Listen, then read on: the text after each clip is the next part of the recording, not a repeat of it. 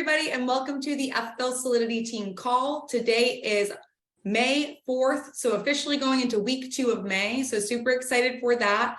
But without further ado, each and every week, we truly take a step back and think, okay, who, can we hear from as a team that can potentially add a ton of value?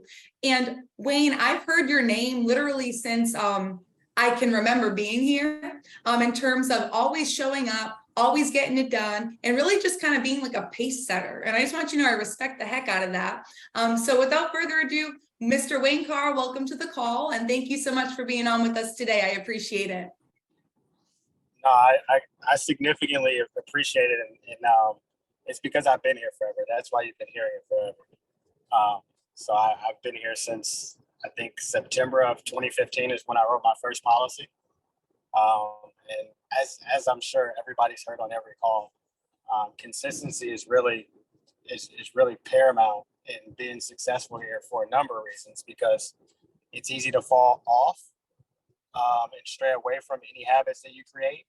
And then compounding works both positively and negatively. So if you stop doing what you're doing, then it's that much harder to get started again. So once you realize that, you should just never stop and just maintain some level of consistency that'll keep you moving even in those times when you feel down, because eventually that compounding will start to work for you. Or need to be. So yeah. Amen to that. And that's honestly the huge way to hit a call off, because at the end of the day, Wayne, I always say, if you don't have consistency in this industry, you're going to weed yourself out of it, right? 100%. You have to be consistent. So real quick, before we jump into things, tell us a little bit about yourself and what you were doing prior to the insurance industry. Oh man. So it's kind of a loaded question, because it was a hodgepodge right before. I had an 11-year career in banking. And then I did some retail management, and then we got pregnant with my first son, and we were apart. She was in Texas and I was in Ohio because of a death in the family that pulled me back to Ohio. And it was just really, do we go to Ohio where I had family? Do we stay in Texas, or go to Texas where neither one of us have family? Or do we come to Florida where I am now, where her family was?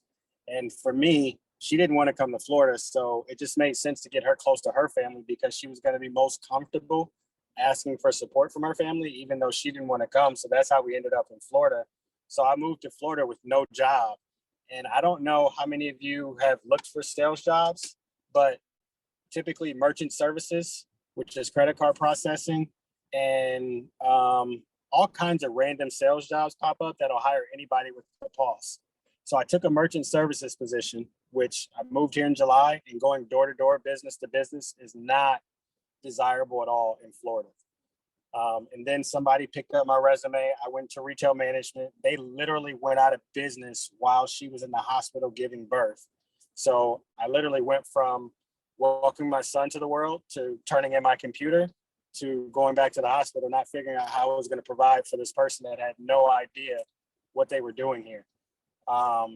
So then I went back to credit card processing. But in the meantime, I had connected with Mark a year prior. I know Mark from my ex-wife, connected with Mark, and then I called Mark back because in addition to merchant services, we had done network marketing things kind of back and forth. And I called him to pull him into another network marketing opportunity. And he said, this is what I'm doing now, which was insurance. I'll never do network marketing again, which is how I feel now. This is what I made last month. Can you live off of that or not? And that was it. And everything else is FFL history, as they said. I love it. And, coming into a new field, I can only imagine, in terms of your first child's coming into play, you're moving to a place that you never lived before, but you're also making, some sacrifices. But at the same time, like you said, you're bringing this person into the world. You didn't have a job at that point in time. You got one, your baby's coming into the world, your job, goes out the window. And then you have a conversation with Mark. And here you are, and here you still are, right? So that has a lot to say about you just as a person, Wayne. And, I think coming into this industry, there's a couple things that we have to have down pat And if we don't have them down pat, it can make everything a lot more difficult for us, right? Yeah. One of those things being phone skills, right? So Wayne, talk to us a little bit about like, what did the phones look like for you when you came in? And what do they look like now? And kind of how did you get better if you needed to throughout that process? So the phones, I had a false sense of confidence when I came in because I came from banking and retail management. So I thought that it's a people business. I have a leg up that most people don't have. And so this should be a walk in the park for me. And that's one of the things that I find a lot now when I'm recruiting or hiring or introducing people to the business too. And I just share my story because that couldn't be further from the truth. It's a completely different conversation. And though it's unnecessary pressure that you put on yourself being new to the phones.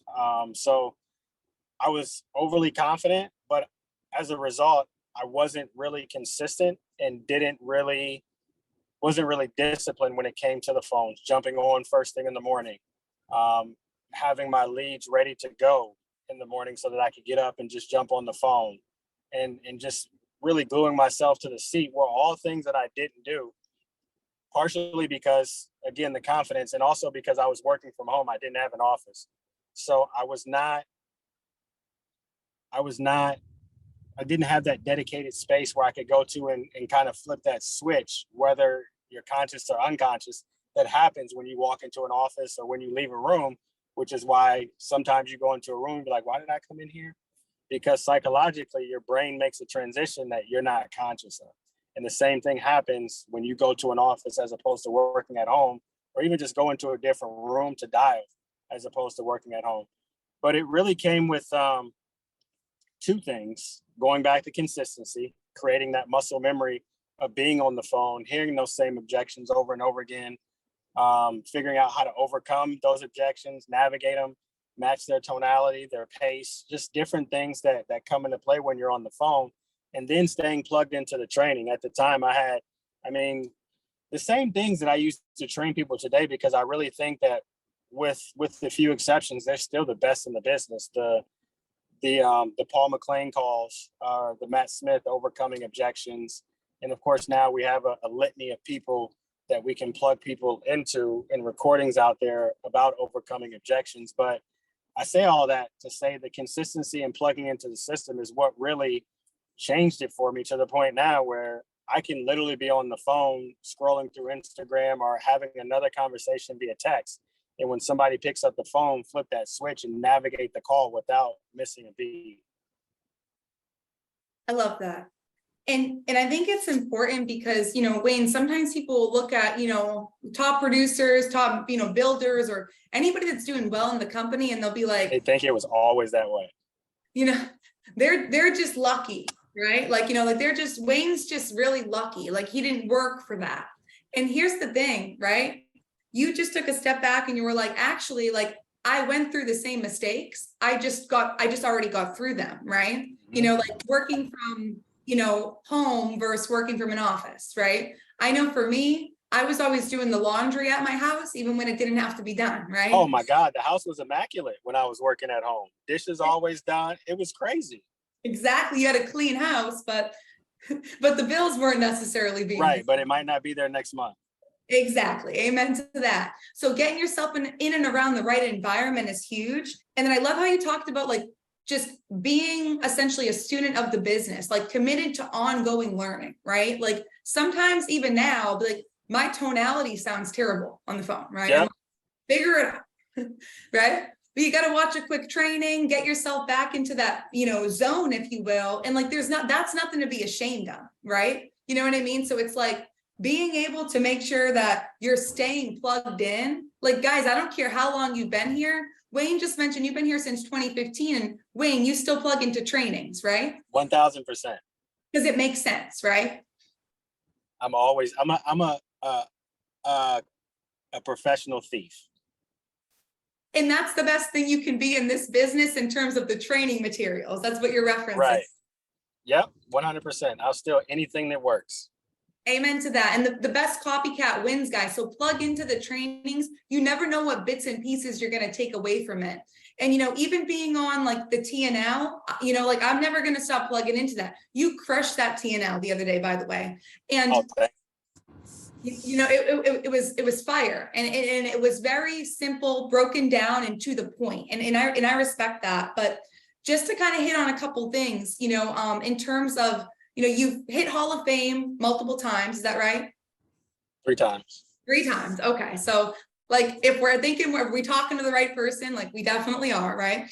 And with that being said, setting the stage and proper expectations kind of throughout your financial inventory, I think that there's certain places where we can maybe like hone in a bit more, and it's going to help serve us right later in that presentation.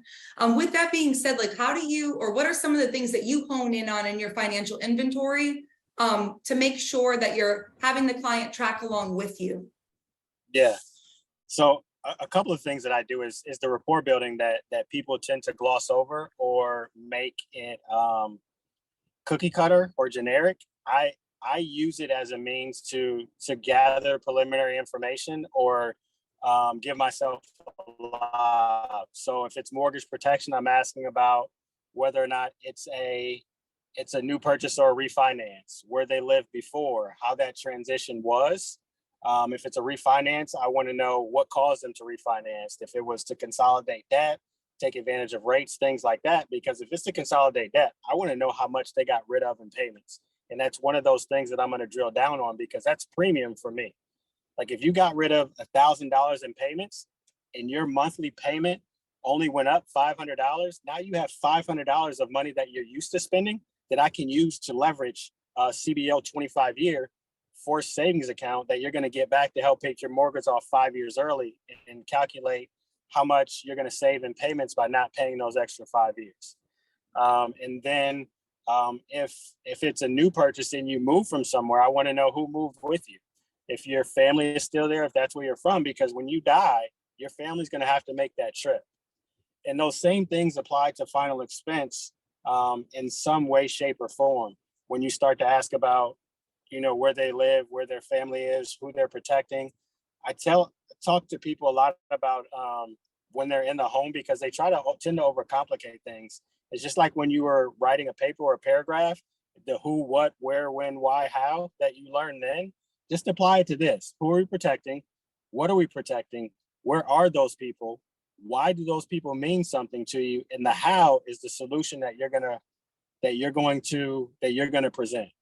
So if you follow that same format, you'll habitually dig enough, and you'll uncover things that'll cause you to dig a little deeper. And then one of the other things that I think people gloss over is savings. Is how much money do you typically put into a savings account every month? Because it works twofold. If that's money that you can reallocate to a forced savings plan for mortgage protection, if it's final expense, it's money that you can reallocate to a premium that's going to be there for your family. Because if you make 2 monthly payments into an insurance policy, it's going to guarantee you exponentially more than what you can put into that savings account probably in the next 5 to 10 years. So it just makes sense. And then also when it comes to retirement planning, whether or not they're matching your retirement, because those are funds that can be reallocated to a better retirement solution.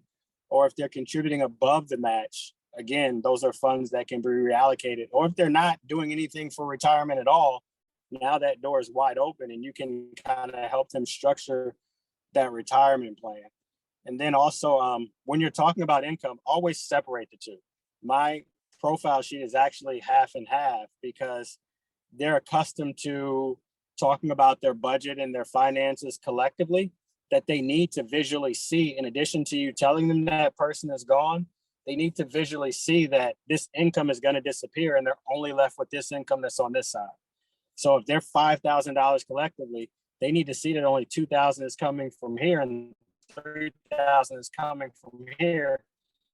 If you lose this $3,000, now you only have $2,000. So whether you're a homeowner or not, that $2,000 to maintain that $1,600 rent look like. and just shut up and listen. You have to become a professional listener so that you can gather that information, because they're going to give you everything that you need to get them out of their own way. Absolutely. And honestly, that right there was gold. Like, guys, like, let's all listen back to that like multiple times, because you hit on quite a few things there. You hit on rapport, but you're asking rapport, not just like to tell them how great, you know, their painting is. You're hitting on rapport to gather information, which makes sense to me. And then also the who, what, when, where, why, how. If we can all follow that format in home, like you said, it just completely simplifies the process. You're simply asking them questions that's going to lead them to see, hey, we need that insurance. And then the two separate incomes, I think that that's huge, because sometimes we overlook that. It's like they're a couple now, but we're talking about when they pass on. You know, what does that look like? And being able to show, you know, like, you know, the 5,000 is going to 2,000. That's powerful, right? Like, of course, when you die, your income dies with you. Like, that's my favorite one-liner, like, you know, because it actually opens up their eyes to it. And then being a professional listener, I think that that's huge. Sometimes you have your clients and like they'll be talking, and like that's okay. We love to talk to our clients, but let them talk in regards to why they filled it out, what their family's going through, what it would look like. Let them express that, because it might very well be the only time that they're really going to actually think about it, because you're pulling the questions out by asking really simple questions. Is that fair, Wayne? 100%. For sure. 100%. And you also talked about kind of, you know, the retirement planning piece. And I think that that's huge too. And on the TNL, you talked about essentially, you have people who were candidates for this, but not everybody's a candidate, right? Now, with that being said, I guess, how do you personally know when it's appropriate to be looking at, you know, like a simple retirement solution option for a client? Yeah. So, excuse me, putting money into savings and they don't have a retirement plan, like they're not contributing to anything else for retirement, is a tell, because that money, as you know from that TNL, can be put into a whole life where they still have access to the funds in some capacity. And there's a variety of ways that they can use it along the way and in retirement. If they're overfunding a 401k, meaning that their company typically has some sort of match. Either they match up to a certain percentage, they match 50% up to a certain point, and then whatever it is, figure out what that match is and how much they're actually contributing, and then reallocate those funds to something that you can help them with in the retirement realm. And then if they have a lump sum into savings accounts, it can either be rolled over into a fixed index annuity, because it's going to be one of two things. It's either going to be live on money that they need to live on in retirement, where you need to preserve it, or it's going to be leave on money where they don't care about what happens to it. But if they're planning on leaving it on, why not make sure that we leave as much as humanly possible? So we need to move it from a savings account so it can grow, or get it from the market where it's exposed to risk so that it can be there for whoever they're leaving it on for. And I think the other, I guess, opportunity is if they already they're retired and they have a 401k, and it's still live on or leave on, and it's just a matter of removing it from market risk, because you have two phases in life. You have your accumulation phase and your decumulation phase, and the last thing you want to do is accelerate your decumulation phase. We can accelerate the accumulation as much as possible, but if we accelerate the decumulation phase by having things like fees come away from the account, market volatility affect the account, those things, then you've done all that work for naught, and that's not where anybody wants to be. Right. I love that. And I think that, you know, like you said, almost in home, we can overcomplicate a lot of things, including this piece, right? Including, you know, looking at somebody's savings and saying like, oh, like, I don't know how to do that. It's like, well, Wayne, is it fair to say like you didn't know how to do it, but you learned how to do it? Just like you learned how to write your first, you know, T100 app with America, right? Like, you had to learn. Yeah, no, there's a lot of plug and play, a lot of plugging into the system and just asking questions. I mean, and now it's so ridiculous, the not only the information that you have access to, but the people. And I mean, in Brad Allen, David Allen, I mean, there's a host of people that you have access to now, Even if you don't talk to them directly, the recordings are out there that they can never take away. They can never be too busy. Like it's literally up to you. It's whatever you want this to look like. You can make it look like that with no repercussions at all. Absolutely. And I love that. And that's like how you talked about in the beginning, like you're the best thief, right? Like you're the best thief at Family First Life. And I don't have a doubt in my mind about that. Now, kind of, moving on, you just gave good advice. Like, what would you tell a new agent, that's looking to into IULs, annuities, that type of sale? It's like, hey, dive into the trainings, right? Like be the best, right? Like that's the advice I heard, and just go after it, right? Get uncomfortable. Now, in terms of, sharing the opportunity, I have seen your group like on social media since I think that, our group has had one, or since I've came to Family First Life, and you guys are always showing up and showing out on there. With that being said, I guess, how do you go about sharing the FFL opportunity through social media, or utilizing social media to do that?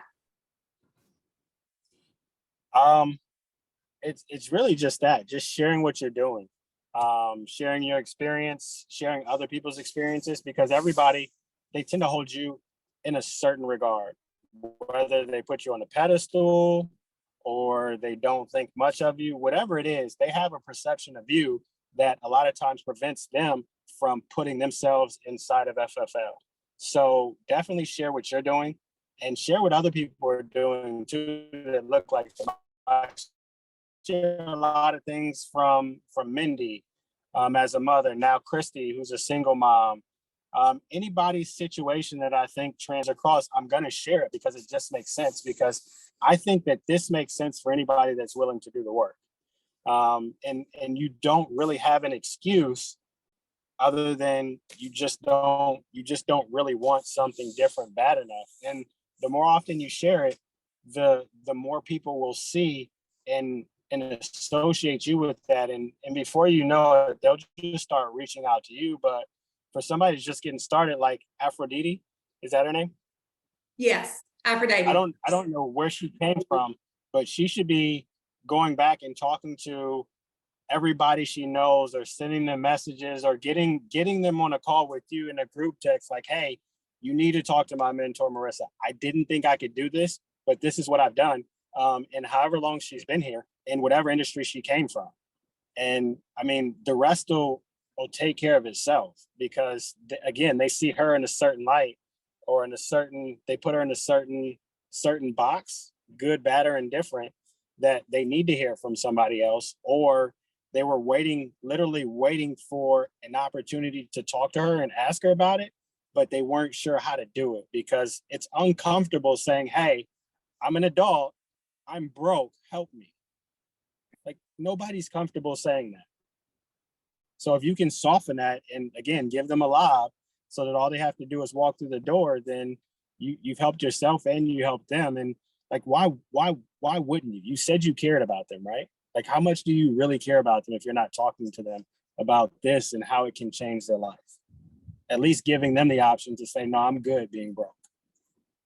Absolutely. And I'm with you there. And I think it's huge how you basically were just like, I just share on social media, like what I'm doing, what the team's doing. And then we connect, right? Like we're just connected, just a conversation.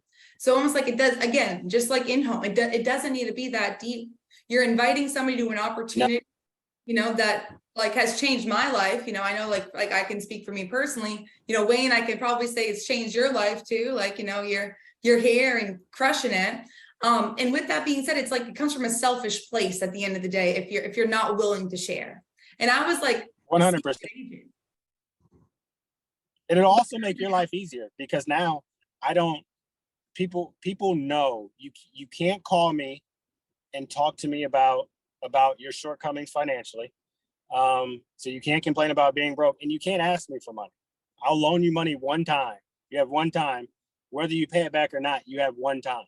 And then after that, we're going to talk about getting you an insurance license. If you don't want to talk about getting an insurance license, just don't call me, because you're perpetuating the same cycle, and I don't want to be a part of that. I love that. And I think that that's huge, because it's like, those are people you actually care about.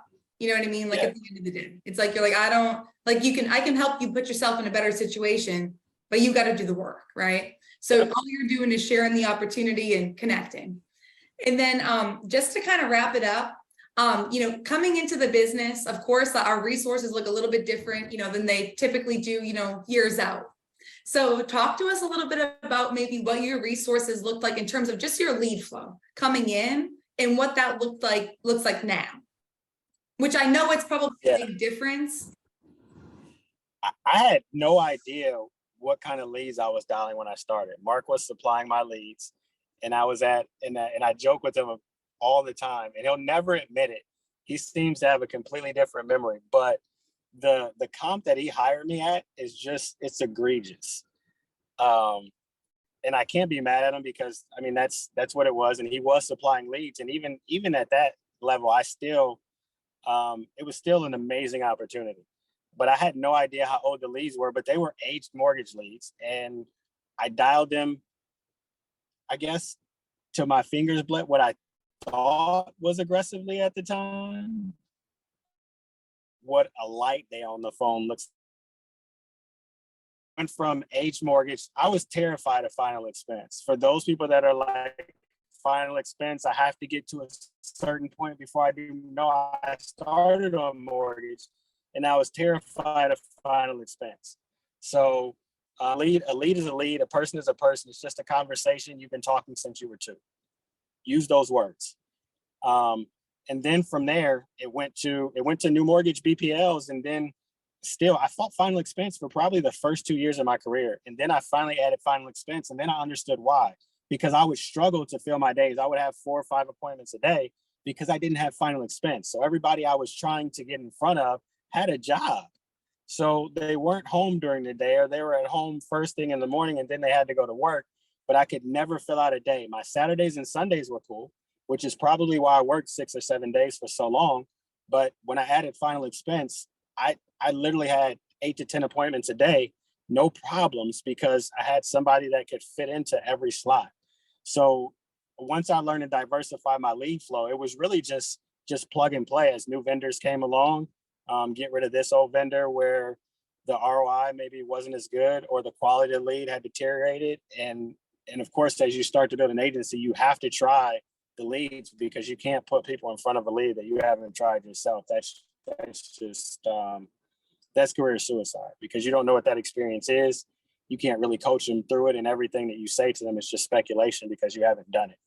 So, and now it's a combination of, because of the content that I put out through social media, the combination of organic leads, just people coming like, hey, I saw your video on this. Can you tell me more? And I still have some of the same BPLs that I started with. And then I complement it with the CRM leads that everybody says don't work because they work. I love that. And I love how you talk about it's like kind of like, like it was like a little bit of an evolution. But like you said, like you're like, I didn't even know what leads I was dialing, but I picked the phone up and called and I used my words, communicated. And that's any lead, guys. So like, I think that that's powerful in what you said, because it's like, we can overthink the lead type, the lead source. How old is it? When did Wayne fill it out? It's like, Wayne filled it out. Just call it. Yeah. Right. And then I love, and I can tell you before, hold that thought, but regardless of when it is important, because the mindset that I developed is that if they didn't come from FFL, then they weren't properly trained. So I don't care if you have a policy from 2 years ago, from a year ago, chances are that if it wasn't an FFL agent that presented that policy to you, then 9 times out of 10, that policy is garbage, especially if it came from a few select companies. Like I know within 5 years, I can replace it. Right. And what are you saying on the phone? Like, right, if I'm like, I already got that taken care of, Wayne, thank you. What's your one comeback line there? Yep, perfect. That actually makes my job a lot easier. I just need to come out, get that documented so we can get these calls to stop. I'm sure you're tired of these calls coming in. So once I get this file closed out, we can get those to stop. I just need to get that information from you so that we can have you enjoy your days again and not be afraid to pick up the phone. Sound fair? Sounds fair. Love it. So, and I love how you talked about essentially going from like, it doesn't matter the lead type. Like if you need to supplement ILC, you're supplementing ILC. And the leads in the ILC guys, it's like they do work. And a lot of you guys on here, you work them, you know that they work. And we got Wayne Carr on here, like they work, so that they definitely work, because we know Wayne Carr's doing his thing.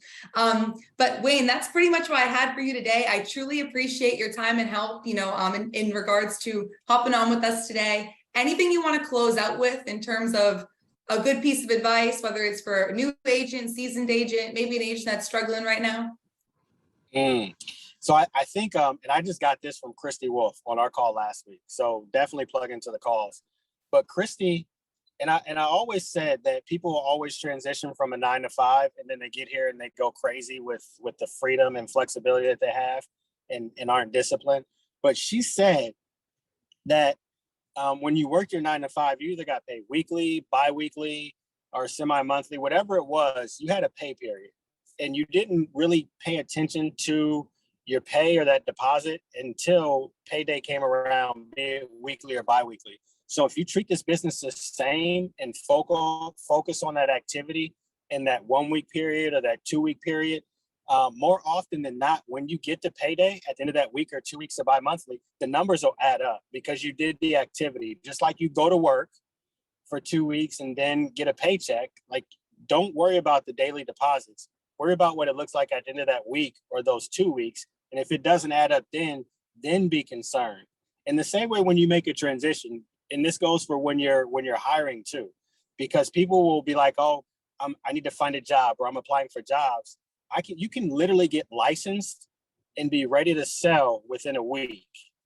And then knowing how fast we get paid, have deposits coming in on a daily basis by the end of 2.5 weeks. So you looking for a job, it's probably going to take you the better part of a month before you get your start date. And even if you start in 2 weeks, you still have another 2 to 3 weeks before you get that first paycheck. So why not go ahead and get your license and at least do this part-time while you're waiting on that, so you always have this to lean back on. So that's for recruiting and as a new agent, just to keep things in a perspective for you in regards to cash flow and activity. That's awesome. And that's huge, because it just truly hits on like the most important things, which are schedule, activity, leads, making sure you're hitting the phones. So yep. Awesome. And I always say you can't count this business in 2 days. You got to count it in a month, right? You got to be able to look back and say, like, this month I'm at a loss. Okay, then we can talk. Right. For you, right? But if it's this day I'm at a loss, okay, well, you wouldn't, like you said, you get paid every Wednesday. You wouldn't have got paid today anyways. So let's just keep it moving till next week. So that's awesome advice.